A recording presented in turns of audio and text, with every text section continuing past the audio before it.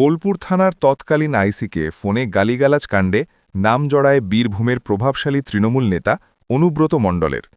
সেই ঘটনার স্মৃতি এখনও মানুষের মনে টাটকা। ফের কয়লা পাচার নিয়ে বিস্ফোরক মন্তব্য করে সংবাদ শিরোনামে বীরভূমের দোর্দন্ত প্রতাপ তৃণমূল নেতা অনুব্রত মণ্ডল। কেষ্টর দাবি, তিনি স্থানীয় লোকজনের কাছ থেকে খবর পেয়েছেন যে রামপুরহাট, মোহাম্মদবাজার, সিউড়ি হয়ে ঝাড়খণ্ড বা অন্যান্য রাজ্য থেকে কয়লা ঢুকছে।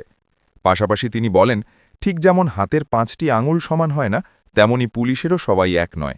পুলিশেরও একাংশ নোংরামির সঙ্গে যুক্ত। গত বিধানসভা নির্বাচনের আগে কেন্দ্রীয় তদন্তকারী সংস্থা কয়লা পাচার মামলায় জোর তদন্ত শুরু করে।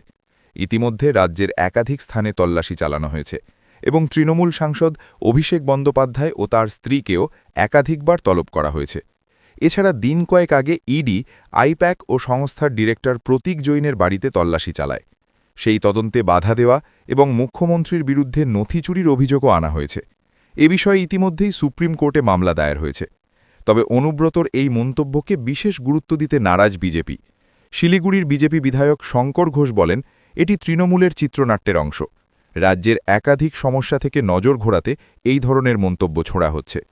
উল্লেখ্য, বুধবার বোলপুরে গীতাঞ্জলি উৎসবে উপস্থিত ছিলেন অনুব্রত। সেখানে তিনি কয়লা পাচার রুখতে পুলিশের ভূমিকার প্রশংসা করেন। তিনি জানিয়েছেন, তিনি নিজেই জেলার পুলিশ সুপার আমানদীপকে খবর দেন, যার পরই রাস্তায় নাকা চেকিং শুরু হয়। অনুব্রত বলেন, ঝাড়খণ্ড থেকে রামপুরহাট, মোহাম্মদবাজার, সিউড়ি হয়ে রাজ্যে কয়লা ঢুকছে।